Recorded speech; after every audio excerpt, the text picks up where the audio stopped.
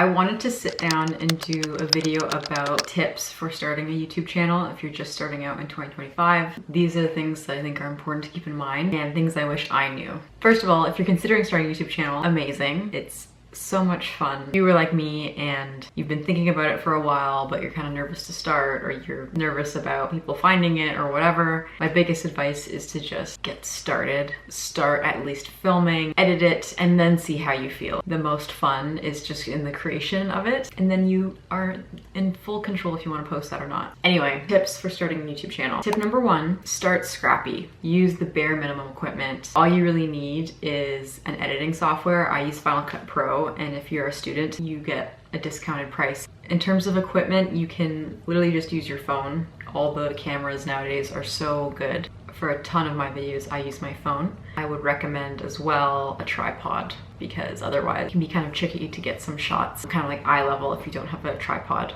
My second tip, film everything. Even if you don't think you're gonna use it, what I've learned is that you need a ton of footage. More is more. I found starting out, I'd be very particular with what I film, and then when I go to edit it, I'm like, I barely filmed anything, and it's so much harder to stitch together a video if you have very minimal footage to work with. Even if you're a perfectionist or selective, or like, oh, I don't really know if I'm gonna include this, I would really try to get in the habit of just filming everything, and then when it comes to editing, you can decide and pick and choose what to leave out, what to include. It's always better to have more options. Probably my biggest tip for making videos, pacing in your video is probably the most important thing. If you want to keep people engaged while they watch your videos, you need to mix in not just videos of yourself talking to a camera, but also B-roll shots, what you're doing, scenery, things that aren't you talking to a camera, to mix up and keep people engaged. It has to be a bit more dynamic than someone rambling, I find, to get people's attention and to keep them watching. If the pace isn't there, people will get bored and will drop off. So just make sure you're keeping your content kind of dynamic.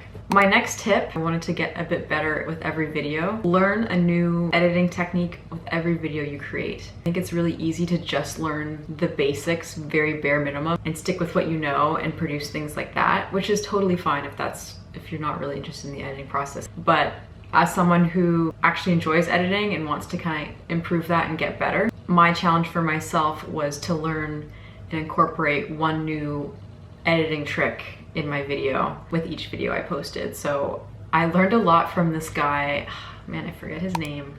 I'll link him below. He's Canadian and he does these really, really great editing videos. I think he's like a professional videographer. He really does a great job of breaking down how to use tools in Final Cut Pro, and he has a whole playlist. So I'll link him, I recommend him. Started getting the habit of like picking up new tips and tricks from different creators and videos that I've watched, and it really helped bump up my editing style and process to the next level. So if you do want to challenge yourself, I would recommend watching some videos on YouTube. Okay, this next tip only really matters if you care about growing your channel. Most people do actually care about becoming a YouTuber. You'll want to balance what you actually like to make with what people are actually watching. The philosophy is that people who are small and just starting out who post vlogs, it won't get a lot of views because people don't know you and they don't trust you, and they're just not gonna get a lot of clicks because it's like, I don't know who you are. So they say, you know, don't post vlogs when you're just starting out because that's not gonna get clicks. I don't really care. I don't really care about that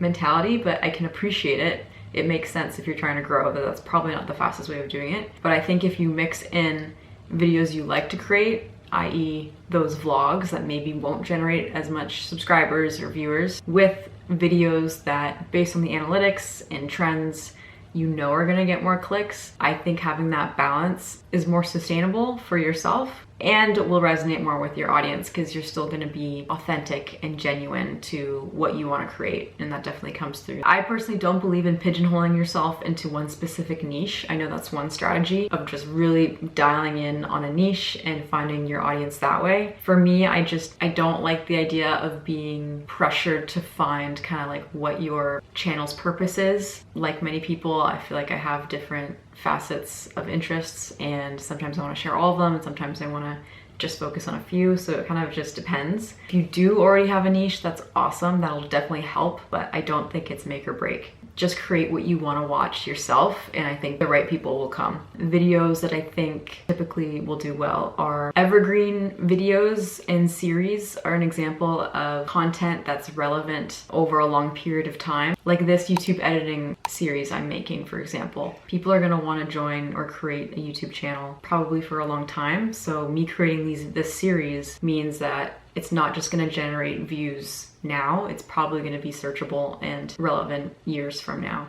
Anything to do with seasonality is really good. I've created gift guides around Christmas time and the holidays. That's more searchable. If you make a video involving a brand that's well known, for example, I've done a few Glossier videos, an easy way to become searchable. So basically the tip there is to just understand that what you might want to make might not always be the most searchable, relevant thing people are looking for or watching, but that doesn't mean it's not worthy of being made. It's probably a good idea if you do want to grow to balance what you like making with what is going to get the views.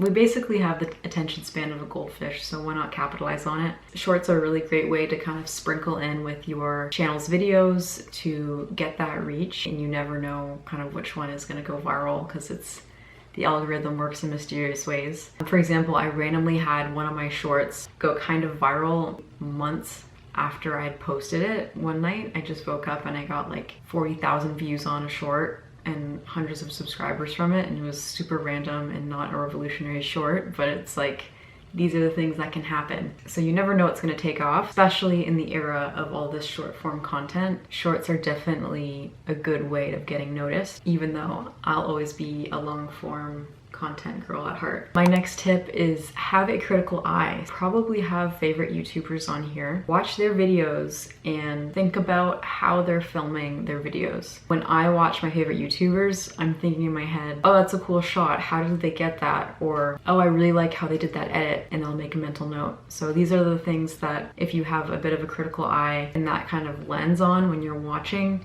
even movies or TV shows, not just YouTube, I think it just helps generate ideas, inspires some creativity when it comes to editing your own videos. My last tip is don't get bogged down or intimidated with trying to find an aesthetic or an editing style that feels right to you. I think that just comes with time and practice and trying things out. I've looked at old videos of mine that are, I would say, completely not really my vibe anymore, or I wouldn't take the same creative choices that I took back then. But I think trying different ththings out is part of the experiment and finding out what you actually like. I know when you look at other more established YouTubers that it kind of always seems like that they had it figured out and more curated, but they didn't, and it takes time to figure out what works for you. So yeah, just have fun with it. I think people really pick that up through the camera if you are enjoying yourself and what you're creating is genuine. If it feels like you're copying someone else, or if it feels like what you're saying or doing is a bit fake, people pick up on that. Allow yourself to get inspired by others, but don't get overwhelmed with trying to have it all figured out off the bat. All in all, I really love the YouTube platform. I think it's a really great space for creative people. I've had so much fun creating these little videos. It's awesome to have people resonate with what you make. So if you're considering starting a YouTube channel,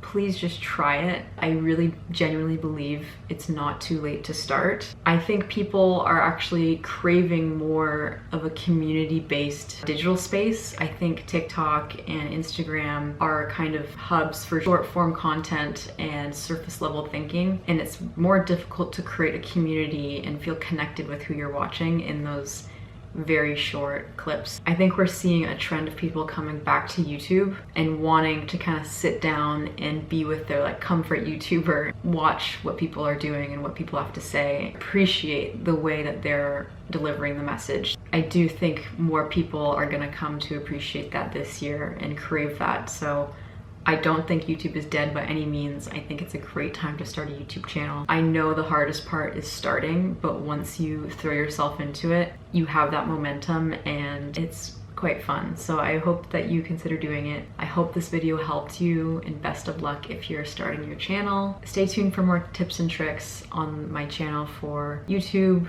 related things. I will be sharing more on here very soon. Thanks for watching. I'll see you in the next one.